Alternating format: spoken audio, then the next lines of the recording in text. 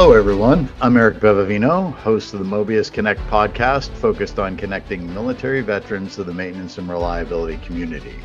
Our aim here is to bridge the understanding gap between the military and civilian worlds, thereby improving the veteran transition experience and ultimately providing hope and a helping hand to any of our brothers and sisters out there struggling to find their way. We'll do this by interviewing veterans who have successfully made it through. For this session, we've chosen to interview one such Marine Corps veteran, Peter Munson, whose fascinating and patriotic story is a must-listen for anyone interested in joining us on this mission. This episode is brought to you by Asset Watch. Asset Watch helps manufacturers prevent costly equipment failures by using vibration monitoring and machine health data to spot problems early, before they turn into downtime. Their predictive maintenance solutions give teams clear insights so that they can work smarter, not harder. Thanks to Asset Watch for supporting the show. To learn how Asset Watch can help you catch equipment issues early, visit assetwatch.com. Now we hope you enjoy the episode. Hey, Peter. Thanks for joining us. Hello. Where are you joining us from today? I am in beautiful Deer Park, Texas, which is a suburb of Houston and about a mile away from big row of refineries. So I'm here working with one of those refineries on maintenance improvement and actually SAP implementation. Nice. So does that mean today you are a consultant or an independent contractor? What do you call yourself in today's world? I try not to call myself a consultant. When I do, I steal a phrase of one of my colleagues from one of my previous companies. He called himself a self-loathing consultant. So I definitely kind of pride myself on being one that puts on the FR clothing and gets out in the plant and kind of helps pitch in and advise on maintenance excellence. So more of a advisor than a consultant is your preferred title? Yeah, I think advisor works. Advisor or practitioner. I've called myself practitioner lately on LinkedIn. Right on. Field level officer or a senior NCO, maybe perhaps something like that. Yeah, that's who I get along with. Right on. So Deer Park, Texas. Hopefully you are upwind. Well, you're there temporarily, I suspect. So maybe you're not upwind or downwind of methyl ethyl death corridor. But yeah. Don't take any deep breaths while you're there. That's my only advice. I didn't spend much time in Houston, back and forth through my lubricant career to visit locations that were associated with the Chevron, perhaps Castrol, Valvoline here a little bit. But in any case, well, welcome. We're excited to have you here. Thank you for sending me your newest creative production with the book on the maintenance execution gap. Congratulations on that. A book is something that I've entertained, but I've never quite jumped into the deep end with this. But you've managed to go and get one produced here, which is awesome. So do you want to talk about that first, or we can talk about where you're at first and maybe how the book came to be? Yeah, And then I think we'll that's probably better. dial it back to the early years. Okay. So I guess I can just start about where I'm at now, and then, like you said, we'll go back to where I came from. So right now, I am an advisor to usually heavy industry companies around asset management excellence, maintenance improvement, reliability, et cetera. My previous company that I worked for was Accenture. So in that, I got wrapped up into technology as well. So I've been doing SAP implementations around the asset management modules that go with that.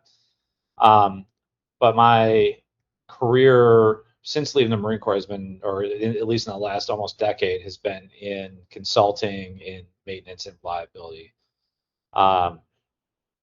Starting off in some kind of smaller boutique consultancies, and then ultimately one of those, TA Cook, got bought by Accenture. That's how I got to what I call a big dumb bureaucracy, which many veterans are familiar with. Right on. Right on. So you don't happen to know a gentleman named John Holmes by any chance at Accenture, do Oh, I do. He knows me too. you? So John and I had a stint at MRG before Emerson bought MRG, and I believe John's a Maine Maritime grad, isn't he? Is he He Maine is, yes. Maritime? Okay, yeah, yeah. Right on, right on. Okay, so funny, it's a small world in maintenance and reliability. It's even smaller, right? So, well, fantastic. So, okay, so that leads you. Does that take us all the way up to like where you're at today? Like this, that's encapsulated. Did 10 years of experience, couple smaller boutique consulting firms, launched into Accenture with the buyout of TA Cook, and now you're independent. Is Yeah, that now I'm right? independent. So I've started my own company called Samos Industrial Execution. And so Samos is Strategic Asset Management Operating System. So I've been doing this for a little less than a year on my own now, but it builds from that consulting experience. And what I've seen is that in a lot of cases, when you're working with a bigger consultancy, first of all, you need to tell a client what the business case is going to be in order for them to buy something. But in a lot of cases, that business case is wildly optimistic, both in amounts and the time horizon. So, you're telling someone you're going to save 20% of their maintenance budget. Well, first of all, the guy who owns the budget is saying you're stealing 20% of my budget and you're not going to fix it. Um, Second, you're saying that you can do it in a very compressed timeline. And then third, when you actually get out there to try to do it with the tools at hand, it doesn't usually turn out the way one would hope. And in that, you mentioned RCM. In that, we've got this methodology of reliability centered maintenance analysis, which the engineers love it.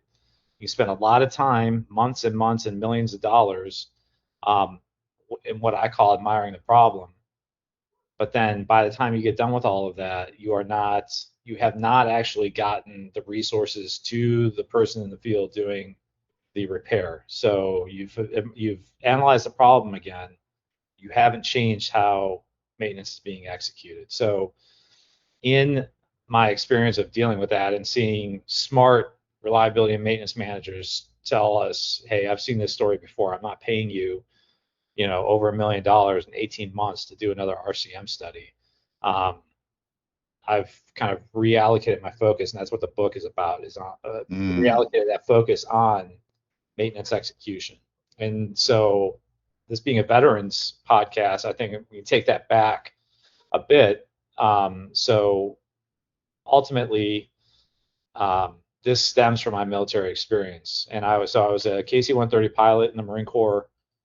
My first job, my first real job as a KC-130 pilot was the airframes shop OIC. So I was in maintenance. I went to the Naval Aviation Maintenance Managers course in Pensacola, and then Nice. ultimately was a I was a kind of I think, an assistant maintenance officer. I was an operations officer, and then I had a detachment in Afghanistan with 6 aircraft, and all the functions, including maintenance. So I saw what good looks like. I saw how good can be executed in very difficult conditions with an average age of the maintainer of something like probably 2021. And the only way you can do that repeatably is if you have a very good system in place. And it's not reinventing the analysis every time. It's focusing on what we know good looks like and putting the right tasks there. So definitely my entire outlook is built off of seeing what people can do with a good system in very difficult conditions. Right, which is quite different when you get out of the military and you see what's happening in the civilian world. So I can relate to this on a couple fronts, not only my military experience in diving and salvage, which was maintenance intense for sure, probably not as intense, or it probably depended, right, on the systems, but fewer and less complicated systems, perhaps more physiology behind what was going on in the diving than perhaps in maintenance and reliability. But having the right tools at the right time, with the right people, with the right training and understanding of what's happening to do the correct maintenance based on the correct procedures with the right recorded data, so you can figure out what's happening is really optimum. But I was surprised as well to come out and find that it wasn't standard throughout the industry. In many industries where you're dealing with pretty dangerous things, not necessarily life and death every day like it is in the military or can be in the military, especially if you're flying or diving. But in a refinery, there are deaths every year, likely as a standard. And I haven't been around a refinery for a while, so I may be out of date on that. But I know walking around refineries and steel mills as well, common to have people get hurt on a regular basis, even though safety is our number one priority and whatnot. So is profitability is a close second, if not bordering for the top spot every time. So things get missed. People do things they feel are correct. It may not be correct, but it's as correct as they can do it, and it still ends up not working out right. So your time in the military really formed your view of maintenance and reliability. Where did you grow up? Did you work on cars or planes or do any of that type of stuff before you do you go to the academy? Sorry, I didn't see that in your resume. No, Okay. yeah. So my background as far as school, I went to a college called John Carroll University in Cleveland, and I Oh, studied yeah, I'm familiar. chemistry and Yeah. biology there. And I I did kind of tinker with cars and stuff like that when I was younger. Not like super heavy build, but like I taught myself to do some basic stuff with the Camaro at the time. Um, then went to college and uh, I I had tried to get into the academy, but they told me my eyesight was no good, which it is true now. It isn't good, but somehow the dude like totally got my eye exam wrong. But I didn't know that at the time. So then I enlisted in the delayed entry program for the Marine Corps as a reservist. Um, I was still going to college, and so they knew that I was like, I had something to do, so they kept giving away my boot camp slot. So this happened like 3 times. Like I was supposed to go over the summer, and then I was supposed to go the fall semester, and they gave it away, and then I was supposed to go in the spring semester. And so ultimately, I ran into the officer recruiter on campus, and I said, "Hey, after I go through boot camp, um, and I graduate, I want to go into become an officer." And he's like, "All right, great." He's like, basically, I'm not touching someone else's, delayed entry program quota. But then I turned and I was like stepping away, and he's like, "Hold on, do you wear glasses?" I said, "No." And he's like, "Are you interested in being a pilot?" I'm like, "It's exactly what I want to do." But I was told when I applied for the academy that my eyesight wasn't any good, or what was not at the cutoff at which there was one at that time in the 90s. So he's like, "Well, why don't you come and take a test?" So, and the rest is history. So ultimately, I took the flight test. I got my eyes checked again, and I got a flight contract. So I actually never did go to Paris Island. I went to OCS instead. In Pensacola. Yeah. Nice. Officer and a gentleman type of stuff, right? Yeah. So actually, the Marine Corps version is in Quantico. Oh, Pensacola, okay. yeah. So you had more of a drill sergeant like Lou Gossett Jr. Oh than yeah. than Yeah. The perhaps officers, is the modern version. Yeah. yeah, they can make fun of Quantico not being the real thing, but they are all real DIs that have been on the drill field, either at San Diego or Paris Line. So they're real DIs that we get, like Lou Gossett Jr. sort of. I have never heard anybody make fun of Quantico for that reason. But you're closer to it or have been closer to it, so perhaps there's some inter-service, really inter-service rivalry going on there. But yeah, Right on. Well, cool. Then, did you grow up in Cleveland area? Is that why you Yep. ended up at John Carroll? Okay. Yeah. I Yes. spent about So I grew eight up in years. Cleveland. Yeah. Family's still there. Uh, Okay. like my parents, my wife's parents, but yeah, I spent my formative years, as they say there. Went to college and then I was off to the Marine Corps, and I haven't moved back since, but we're, I think, hoping to soon. Sounds good. I noticed the company address on the back of the book. Is it on the back of the book or some? Yes. Yeah. Is Cleveland, Ohio. I lived there for about 8 years in Medina. I'm from Erie County in Pennsylvania.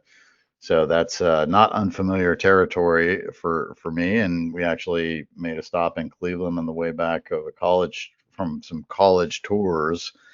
It kind of, hurts my heart because I'm a Penn State graduate. The oldest daughter wanted to see Michigan. We made our way back through Cleveland, stopped at the Rock Hall, did a play, The Great Gatsby. If you haven't seen it up there, it's pretty phenomenal. And then stopped in Medina on the way back. So, yeah, interesting place, nice place, a lot of industry and a lot of old Rust Belt industry there, but it seems to be having some resurgence. And Steel Mill right down in the center of town, still rocking and rolling. So at least it appeared that way. I haven't been in it for a while, but yeah, Cleveland rocks. Right on. Okay, so you went to flight school and you came out of that and you said, I want to fly KC 130s, or you said, I want to fly jets, or what? How did that work? Did you get what you wanted? I did get what I wanted. So I had like a very difficult choice, I would say, because part of me wanted to fly jets and part of me wanted to fly C-130s, because I thought they were pretty amazing. I wanted to get out and see the world as much as I could, and I was really torn between the two.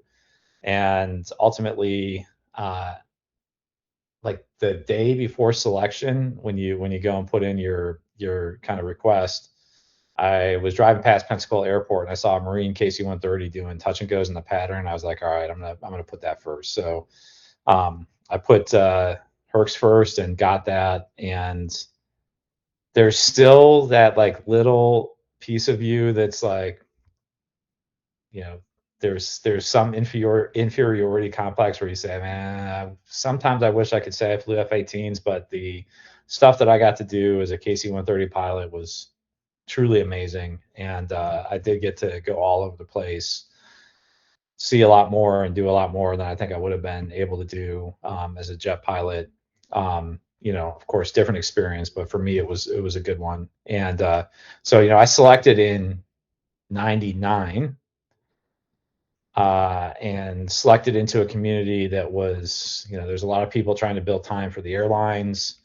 The kind of MO was to try to get good deal flights and, go fly across the water to Europe and spend a lot of time kind of booming around in Europe and enjoying life. And then pretty quickly that changed to um, much more tactical focus. Ultimately, by the time I was done with the Marine Corps, so it also kind of, because I had that Marine. So my dad was a Marine officer during Vietnam. Oh, My okay. uncle was a machine gunner in the Marine Corps in the Tet Offensive in Way City. Um, so I kind of had the combat veteran upbringing. So I was not about the, put on a Hawaiian t-shirt and spend all of your time, gallivanting around. I was more kind of wanted to be tactical support. And ultimately that took me through this path that led to being the Det OIC for the first deployment of the Harvest Hawk, which had Hellfire missiles on the wing. So we had one of our 6 planes was actually armed in Afghanistan in 2010. So I got a lot out of it. Nice. So family business. Then so your dad and your uncle, do they both make it back? They did. My dad made it back. He was an artillery forward observer, so he's with the rifle company. Um, he definitely saw a lot of stuff there. My uncle even more so. So my uncle actually got two Purple Hearts, one Mm, during the Tet Offensive, and then one later on that spring. And that second one got him shipped back to the U.S. So he was mostly physically fine, but he had a rough go of it after that from PTSD, et cetera.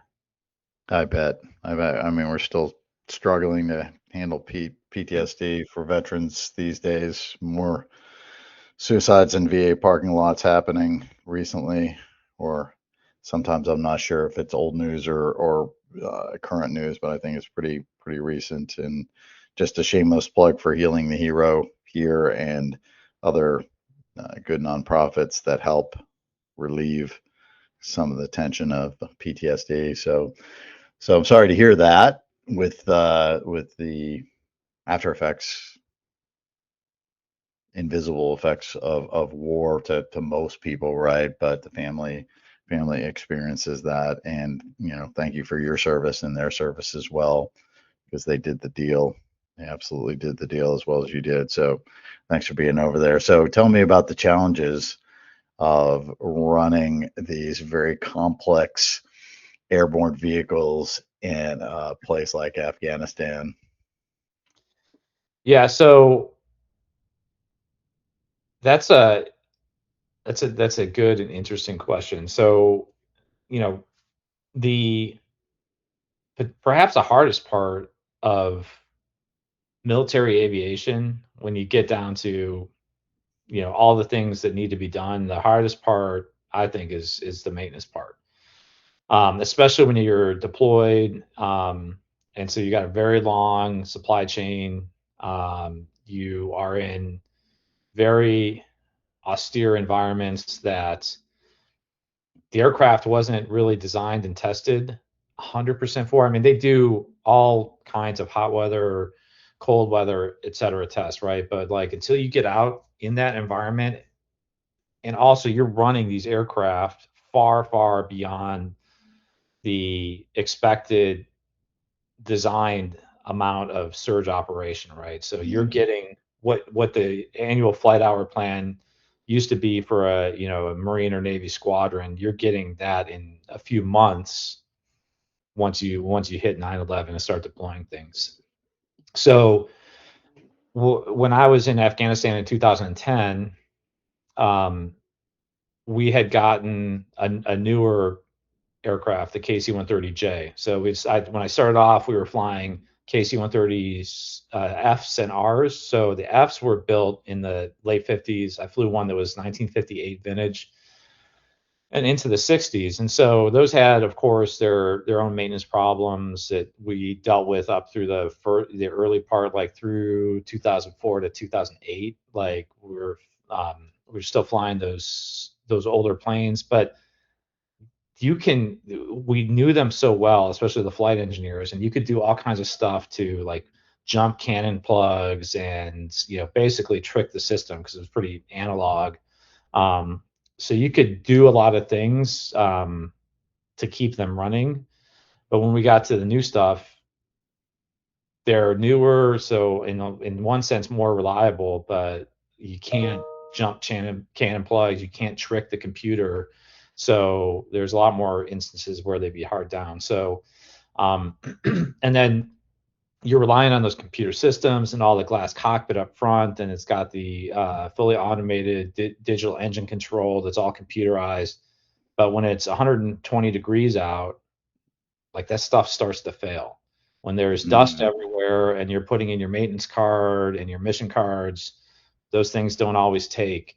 So, even little things of learning to operate with air conditioning, like an external air conditioning unit blowing into the aircraft, is required not for comfort, but for the radios to work. So we had a lot of radio failures, a lot of avionics failures. So learning how to operate in that environment, especially with the new aircraft that's much more digital, was a challenge. And then we also had a major issue with aircraft prop seals. So there's a brand new propeller. The other like old Hamilton standard had been operating for not quite since 58, but like I think like the 60s or something. So that was a well-known mechanical system.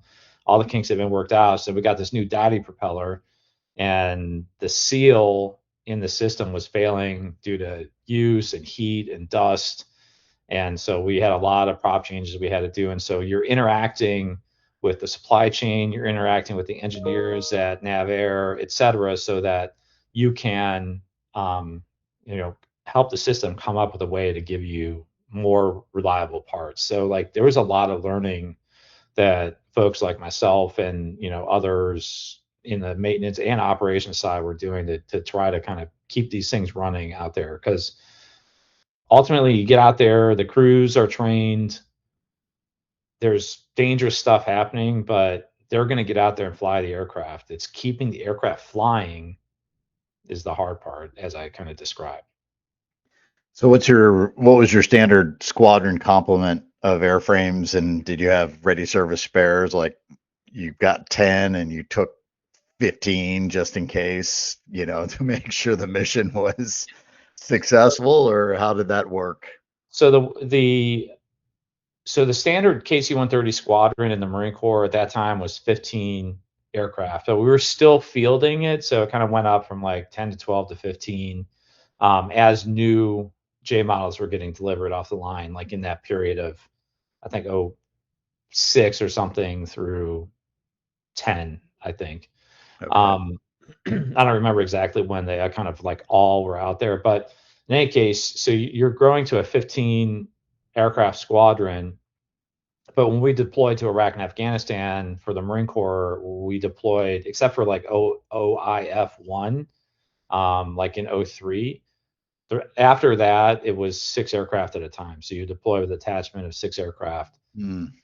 And we were probably like, when I commanded the detachment in Afghanistan, we were flying 5 to 6 lines a day. So you have, and some of those are overlapping. So you probably have 2 to 3, sometimes 4 aircraft flying at a time. And then you got two, that you're doing maintenance on. But actually, for my detachment, most of the time we had one aircraft that was out at a different base. That was the one with the Hellfire missiles on it. So that was one to make one. So one aircraft to fly one mission a day, essentially, because it was the only one of its kind at the time. So then you've got 5 back at home plate in Kandahar. And then we got hit by a rocket landed right outside of our hangar and just peppered one of the aircraft. So then you've got the one Harvest Hawk, you got one that's being patched up by contractors for a one-time flight home, and then you've got 4 to do those 4 lines. So those crews, those maintenance crews are working 12s, at least 12s. So day shift, night shift, 12s for 7 months straight. We had like one maintenance down day where we truly had a down days. I mean, those guys were almost 7 months straight with like one day, one real full day off. That's work ethic, let me tell you, and commitment to the mission for sure. And it brings to mind maintenance procedures in general, right? The PMS system, I guess, that we probably grew up with, the planned maintenance system, and it's, I'm sure, evolved since then. But I remember being on an older ship. You mentioned 50s vintage. Well, I was on a minesweeper, a wooden minesweeper from the Korean War, vintage 440, MSO 440, the exploit. And there was sort of this undertone or background of, well, do we really need to do this often, that type of thing. And that applies to current maintenance practices as well, which are not built out of the very structured system of NavAir. They're built on past failures, and, well, this happened once, so let's build this in and we'll stack it on this, and all of a sudden you got this bloated system of PMs. But did you guys feel like there was any fat to trim out of the program, or out of the maintenance program, or was that just a non-negotiable, right? Everything was done according to plan. We just got to figure out how to fit it in and make it work. Well, you have perfectly set me up. Although I know that you didn't It's probably. just a curiosity. Yeah, yeah. Yeah, you perfectly set me up for my RCM lecture. So reliability center maintenance, stems out of the airline industry, right? So back in the 60s, so I'm gonna give you a little bit of a long-winded answer, but You're it's gonna tell us the Nolan and Heap story? yeah, briefly, right? So briefly, Okay, but right it's on. important to get to why, like you said, my views on RCM may be a little controversial for some, but like it's important. Like people know the Nolan and Heath story, but they don't like know that some of the rest of it. So yeah, so in the 60s, airlines were coming online with jet aircraft. They had a ton of mandatory scheduled maintenance, calendar scheduled maintenance that was not improving reliability or safety. So the airlines came up with these maintenance steering groups and came up with condition directed tasks and all the stuff that we kind of take for granted now. And that got codified by two guys from United, um, Stanley Nolan and Howard Heap, who wrote the kind of report out of one of those steering groups, which then the DoD made into a report called Reliability Center Maintenance. And you can find that as a PDF online all over the place. So this grew out of the airlines, right? And the airlines and military aircraft and military ships are fleets of identical aircraft. Um, even where, so that we weren't very good, like the old KC-130s, like each aircraft it seemed like had its own set of like where all the instruments were, because they did all these avionics upgrades, and like there's a wire bundles that were left in and abandoned, and like on this aircraft this instrument's here and that instrument's there. But for the most part, like in the main, those things are very, I mean, they've all got the same types of engines and props, etc. The ships are built the same way. um, so you do the RCM analysis once for the fleet, and then it dictates a very standardized maintenance program. And so then when you get up to like the JA 1011 standard that people say is a standard for RCM, that also grew out of the military, where the military canceled a bunch of its RCM instructions, but they said, hey, we want the Society of Automotive Engineers to create a standard, that commercial standard we can use to say this is what we need for RCM. Well, the military is pointing that not at like each squadron and each, squadron of ships to build an RCM analysis. They're pointing that at the prime contractors like, Raytheon and et cetera, and Lockheed and so on and so forth, to create an RCM program for the brand new stuff that they issue. That's like part of the contract, right? So that, now trickle that forward to your immediate question about KC-130s. When the KC-130J came out, it came out with a maintenance program that Lockheed Martin had created based on some version of the RCM standard. All those aircraft get exactly the same maintenance. Day one, when it shows up to your flight line, you're given the computer, the electronic maintenance aid, and so you go out and do those things. And by the time you get a KC-130J, you've got onboard computers, just like your car, essentially, like the onboard diagnostic computer. It downloads a bunch of codes. It tells you what all the sensors online on board have sensed, and it says, okay, this component has failed. I mean, there's still troubleshooting and stuff, but like you start off from what the download tells you, that like it tells on you that you exceeded the G limit, that you oversped, the gear or anything like that, so the pilots and flight engineers can't lie about it anymore. But it also says, okay, we've got a chip detected in the engine, meaning that some metal is starting to come apart, or we've got a high vibration alert on the prop shaft. So it tells you those things. You go and pull up it tells you what procedure to use, and then you go and use that procedure on the computer at the equipment to make the repair. So that's what RCM is meant to do, is to standardize that approach and ultimately have a full-on maintenance program delivered as part of your contract for aircraft, for ships, for land vehicles, for missiles, Then we get into RCM for, once you get out of the military, it's the Wild West, and you go to a petrochemical plant that's huge and stuff explodes, like you said. It's not the same as combat aviation, but it's more dangerous than commercial aviation. And yes, you're not dated. There still are people, there are fatalities on an annual basis from petrochemical plant issues. So it's still dangerous, but you're running with, like you said, locally produced procedures.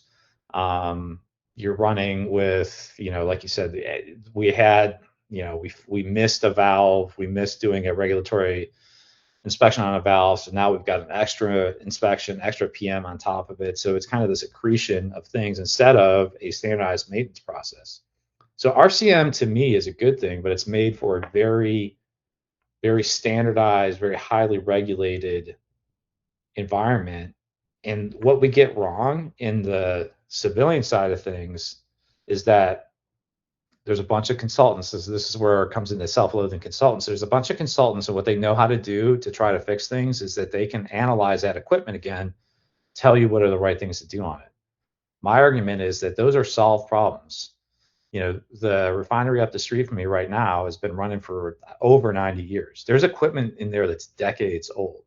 We don't need to analyze it again for the most part to know what we need to do for a centrifugal pump or a compressor or a heat exchanger.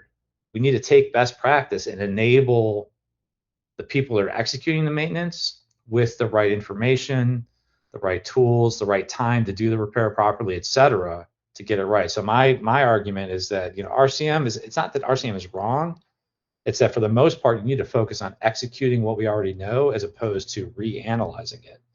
And then you have some assets like, if you're, Amazon builds a new, automated facility, there's robotics, there's new conveyors, there's sorting tools. There needs to be some sort of analysis to determine how you're doing maintenance there. There's chemical plants that are processing, very strange semi-fluid chemicals. Those are unique pumps and other, equipment that need analysis. But like for a centrifugal pump pumping kind of basic hydrocarbons, you just need to know how to execute properly and put that into a system. And then, you would have a much better kind of, like you said, value out of your maintenance process. So that's where, like, kind of my military experience has kind of come and helped me in this civilian maintenance process.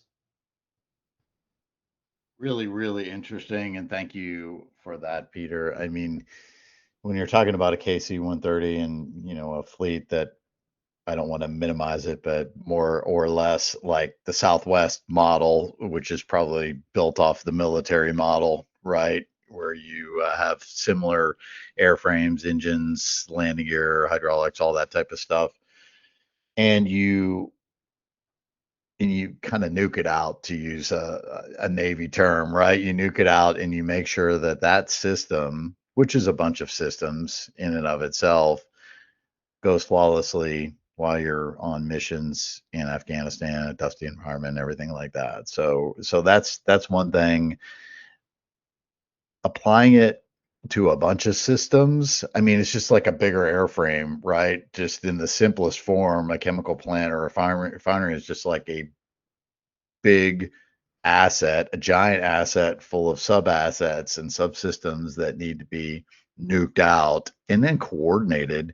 And then the folks doing the maintenance need to be trained and provided the right tools and the right equipment to do the repairs the right way. I think my experience with RCM analysis, having participated in a couple, I think the one of the highest value things is just the cross-functional awareness of what's happening with that system, how the electricians can potentially create something that causes a problem for the mechanics, that causes a problem for the operators, et cetera, et cetera.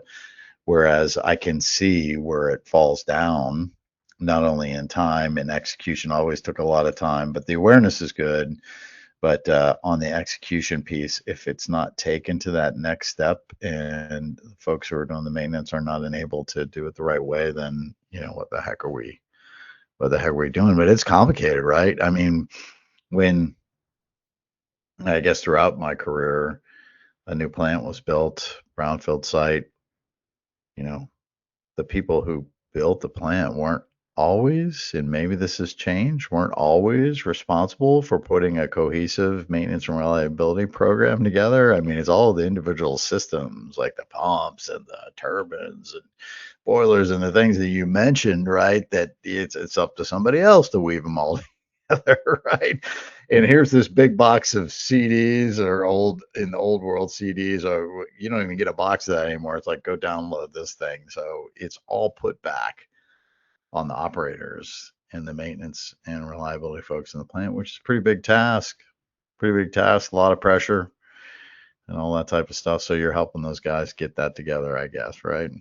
Yeah. So, I mean, everything you just said is, spot on. And where the civilian world is different than the military, like, everyone who's been in the military, especially people around maintenance, how screwed up stuff is, and like you feel like you're not supported and resourced, and like, it's we all love to complain, right? Like a happy Marine's a complaining Marine. But the that level of support is non-existent in the civilian world. Like you said, yeah. So if you're commissioning a new asset, whether it's brownfield or greenfield, in theory, there's a line item in there somewhere for some sort of maintenance program most of the time. What actually gets delivered and how usable it is usually not great. And whether it's a brownfield, like a big brownfield project, meaning that you're adding on a new unit at a chemical plant, or full greenfield, or even if it's just like a small project that happens during a turnaround, what at the end of that, all of the cleanup, like the management of change stuff, like kind of tends to not be resourced and to die off. So you may have someone that is contract and they give you a bunch of paper, not just the manuals for the equipment, but like an actual set of maintenance tasks. But your company probably has not paid that contractor to put those into your company format and upload those into a computer system, the CMMS, et cetera. And in some cases, the plan for the project is that, hey, this is a small project and we are going to create the PMs afterwards. And then, life takes course. There's not enough people in the plant to do everything that needs to be done, and that stuff just like falls off the radar. So it's not resourced, like the world is not resourced to put those kind of beautiful projects in place. And even when a company does pay for the RCM analysis, so I do beat up on RCM consulting, and I say that like that there's not enough attention given, and that the resources run out before you get to execution. That's usually not the consultant's fault 100%. I think that the consultants, in my opinion, are culpable for like selling them down the road yet again. And I think that we need to focus more on the execution and less on the upfront analysis. But this consultant would love to also get paid to do the planning and to have it ready for CMMS upload. But the company's like, no, we'll do that. But it never, in a lot of cases, it doesn't ever reach the field because, one, they decide they need to put it through a management of change process, and that takes forever, and stuff gets abandoned. And two, they say, hey, we will plan these. So we've got the task, the interval, what needs to be checked on your PM, but we're going to plan these and we're going to upload these because we don't want to pay the contractor to do that, because basically we only have we have $1 million, and it's going to be another 500,000 for you to do that part for the contractor to do all that extra work. So they say, we'll do it, but it never gets done. So you have this $1 million body of work that doesn't reach the guy in the field.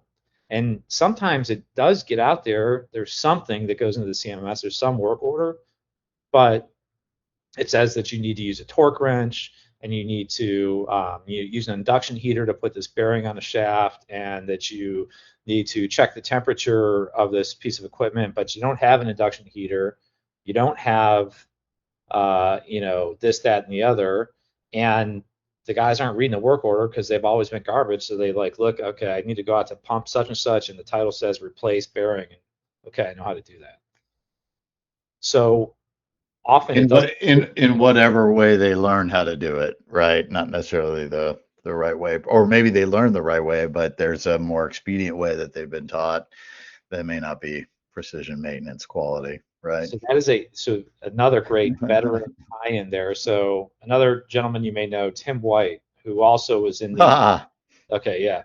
So Tim White and I worked together at TA Cook and at Accenture, and he came up from the Navy he worked on submarine tenders. So they're basically the floating maintenance base for submarines, right? And so he said when he got out of the Navy, or when he was in the Navy and then got out, he was trained how to do maintenance the precision way. And I argue that I want to stay away from precision because it's just professional maintenance. Like, it's not this optional extra. That's the way we should be doing things. But in the Navy, on the subtender, they had the cryo gear to freeze, and the induction heaters or ovens to heat up a bearing. So you freeze the shaft, heat the bearing, it goes on, no problem.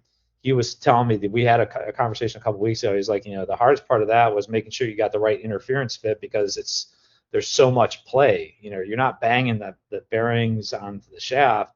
It just slides right on. So he learned how to do that in tech school in the Navy, and he had the materials when he went into the Navy. Then he goes into the civilian world, starting on tools, and now he's got his own company, Lighthouse Reliability now. But when you get out into the civilian world, a lot of the stuff that you were trained on in the military and you had the resource in the military, everyone's like, yeah, well, I learned about that too. We don't do that here. And so it's not that you're taking shortcuts, it's that you get out there and you're like, well, I don't have that tool, and no one uses it. So you assume it's like, oh, that was overkill. Or, hey, that made sense for submarines and aircraft, but like in a petroleum plant, that just is overkill. It's not. That's why stuff keeps breaking. You break so it, you're repairing. the standard is the standard is the standard, applies across all industries. It sounds like what you're saying. And back to my question about all the maintenance that was going on in Afghanistan with a limited crew and limited time, and they got one day off in 7 months and all that type of stuff. So you guys did, by the letter of the book, the way the system was designed. You didn't. So I guess my point is, to those who say, oh, this is a refinery, it's different, that's not necessary. You guys did, I'm assuming, everything by the system standards. And then when something came up that weren't in the system standards, like dust in the prop seals that needed to be engineered out or figured out, then you attack that. I guess, is that fair to say? It was already a streamlined program built through years of experience that you Yes. guys were. So I was an officer, but hopefully not a gullible and ignorant officer. And so there's always, in any system, I mean, maybe short of like NASA, there's always some shortcuts, right? And there's definitely work, in the safety literature, they talk about work is imagined versus work is done. The knuckleheads, I call them carpet walkers, from some guy in Corpus, I think, introduced me to that term, the carpet walkers, the people in the admin building. So, they design the procedures probably, but that's not how it really happens. So there's always some slip between what really happens and what's in the procedures. But I mean, it's aviation, it's highly regulated, and you have really young people that are doing it. And so for the most part, yes, they're following the procedures, and there wasn't a lot of fat to be cut. It actually, I think, is very streamlined, and there's less ability to slip in the nonsense extra PMs that get slipped into the civilian world. So yeah, especially for aviation maintenance, it's, granted there's slippage, but for the most part, you're doing it by the letter of the law. And the other thing, and I put a little bit about this in my book, but the other thing is, well, first of all, like having a procedure to refer to, which in the civilian world, people are like, I don't need a procedure. You don't need to tell me how to do my job. It's like, well, I don't need it. You've never flown a plane. I don't need to tell you. I mean, I don't know if you have, but like in general, people who have never flown a plane, you don't need to tell them that the landing gear needs to be down, right? But there's still a before landing checklist to make sure you don't miss that because, you get distracted. There's something else happening, right? So one is that there's a procedure there, and you follow the procedure, and you know, it's there to keep you honest. And in addition to that, in military aviation, there's a set of quality assurance checks, which isn't necessarily someone coming from some different organization. There's some 20-year-old who's an overachiever who has started to study to kind of move up the ladder of qualifications. So that's what we term officially a collateral duty inspector. So when you're doing a kind of important piece of maintenance, that collateral duty inspector comes over to get a second set of eyes on things and make sure you haven't messed anything up. Not because you don't know what you're doing, but we've even when you're doing maintenance at home, right? How many times, even if you're looking at a procedure or YouTube or something, like what you're supposed to do, but you missed putting something on the right way or missed the bolt, right? So get a second set of eyes. And then it steps up to the next level of a collateral duty quality assurance representative. And then there's some like people whose job is just quality assurance representative. Like, so you're hanging an engine on the wing, that quality assurance representative is going to come out and make sure that, all the bolts are properly, everything is in their place, rigged properly, et cetera. So on the flip side, I've been to a natural gas plant in Alaska where they told me that, so that's basically it's essentially the place there was a GE jet engine that's been repurposed to run a natural gas power plant. They call them aeroderivative turbines. They had some GE contractor group come out and do their overhaul for the turbine. They didn't have those steps. They left a wrench in the turbine case, and so when they started up after a multi-week rebuild, it just destroyed all the blades. The whole turbine had to be not just rebuilt, but Trash. resourced. Yeah, it was trash. So, there's a lot of these things of, it works well for the military because there's a lot of challenges and it's 19-year-old folks and everything, but like it would work well for the civilian world too if they could admit that, hey, yeah, there's a reason, there's things that we do that we would avoid if we had a few more checks in place. Seems like a lot of opportunity for folks getting out of the service that are looking for good jobs in the civilian sector. I mean, the project management sort of mindset that's sort of built into the military, the maintenance mindset that everybody experiences to one degree or another. Aviation, nuclear power, maybe a little bit different than Navy diving or even, Humvee maintenance or whatever, but everybody's gotten that training in the military, plus the discipline, the accountability, and the leadership that goes along with it, which is perhaps a good chance to transition into your transition from the military into the civilian world, like how that went. Who did you seek out? Did you consider it clunky or streamlined? And either way, what would you have done differently, or what did you do well to make that transition to where you're at today a little bit easier? Yeah, so that's a great and very important question, and it's one that I've been writing about a bit lately, like on LinkedIn, and I've got a blog, because I'm kind of coming back to a point where I'm re-looking at how that all went.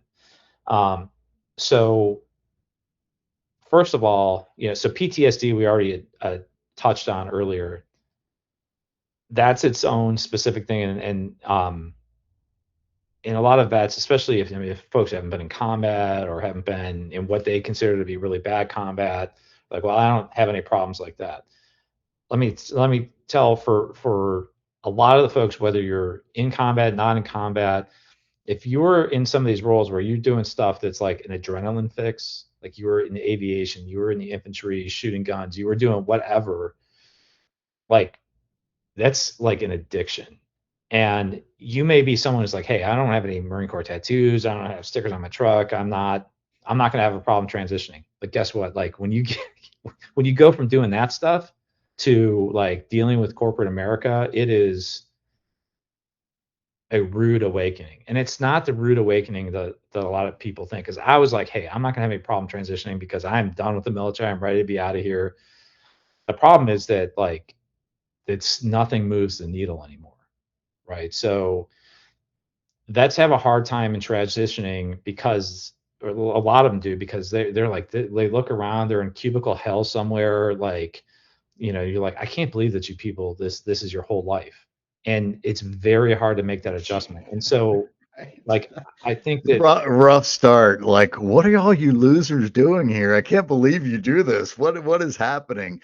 By the way, I would not recommend corporate America for transitioning veterans. I would recommend getting into either, I know a lot of people try to start their own businesses, which I think is also a potential mistake, right? Learn from somebody like you, Peter, or Tim, or people who have been there, done that, understand the veteran transition, can teach you about the business. There's a welcome sort of mat out. They understand what you've been through. Corporate America provides lots of good opportunities to learn with other people's money, but I'll tell you, that can be a traumatic experience in and of itself, which can be PTSD inducing, not from a combat perspective, but everybody has trauma.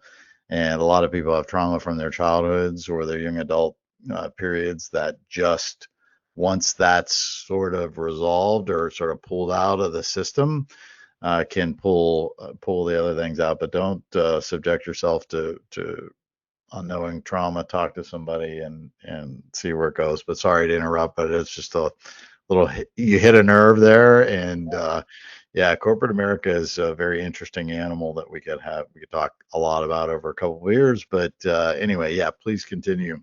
yeah. So, yeah, my first job was not in this area. My first job out of the Marine Corps was doing crisis management and like safety slash fire safety for Citigroup. And I was standing in Tampa, Florida, at their facility down there at some town hall. And this was like, not everybody was on Teams yet, so it was an actual town hall. And I'm like looking around at all these people. And I thought exactly that. I can't imagine if I had grown up and this was all I knew.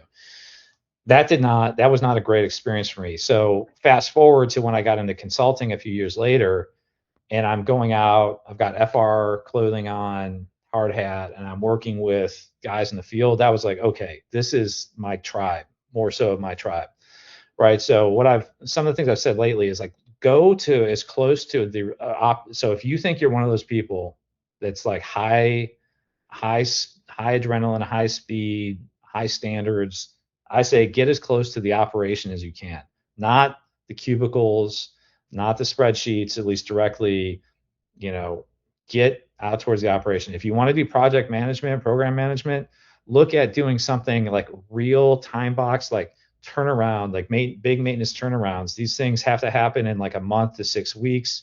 You're losing the like at a refinery, you're losing millions of dollars a day. By being down. You have to do that maintenance. But if you miss, if you go long on that schedule, the stakes are very high. That is high stress, but it's like, in my opinion, rewarding high stress. Like it's tangible. It's not that Brenda says that you got to get the Excel spreadsheet in by 8 o'clock on Friday night. It's like, hey, there's real people doing real things. There's real safety issues that I can help mitigate. There's real outcomes, and I can see it out the window or walk around underneath it happening, as opposed to like it all being in la la land. So I would say get with folks who are in those sorts of real positions that have transitioned, and like There's a lot of advice, and people are monetizing that advice. There's a lot of people giving advice that are actually recruiters, so they're getting paid by companies for you to get that seat. Watch out for that, because they're going to tell you, oh, you should go anywhere in the country and you should take this job because it's a great career.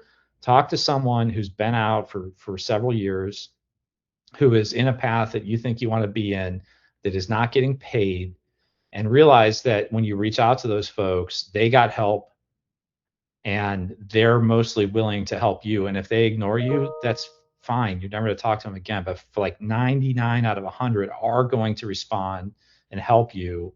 So get that advice and look for something that's real and tangible. And I guarantee you'll be a lot happier. And the fewer kind of false starts that you have of like, hey, I went to a desk job and I hated it, so then I had to restart my career development.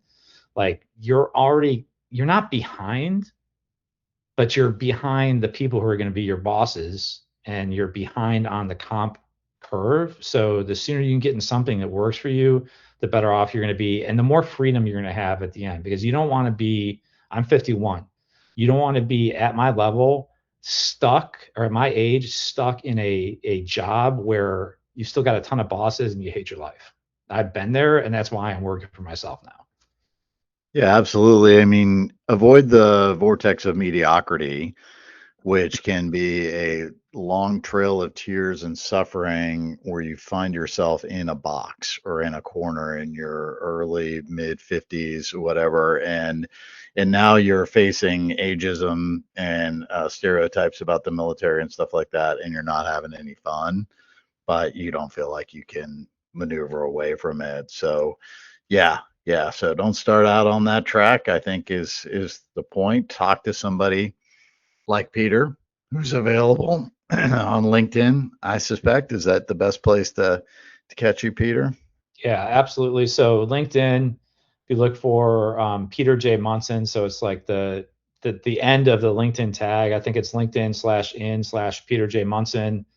I have long hair now. I've had enough. I noticed that. Yeah, yeah.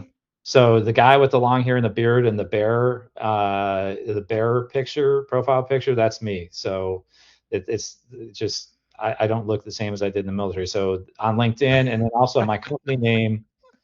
So Okay. my email, if you want to email, is peter.munson@samosindustrial.com.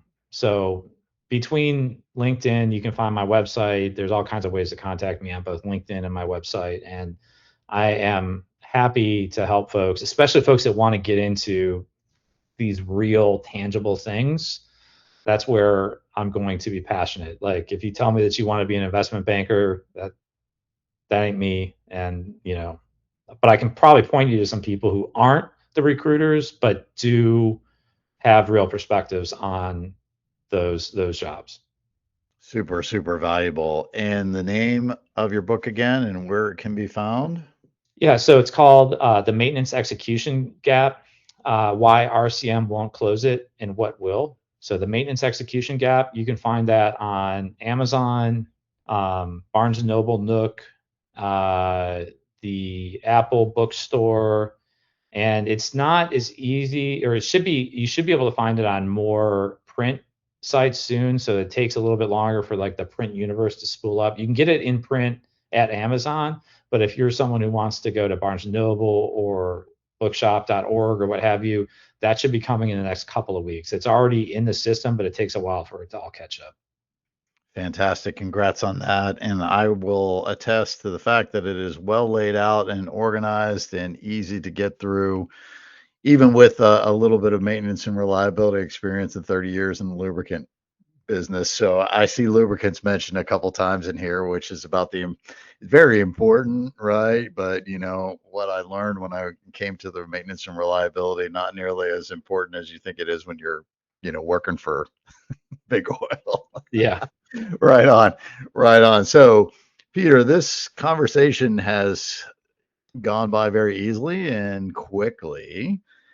Was there anything that you wanted to make sure our listeners heard before we wrap up that you haven't been able to mention? There's nothing else. I would just restate like, hey, you really, in that transition, think about like how adrenaline pegged you are. Like, how much did you do really unique stuff in the military? And if you did a lot of stuff, like if you're, a helicopter crew chief hanging off the gun belt, like those sorts of people, find your tribe.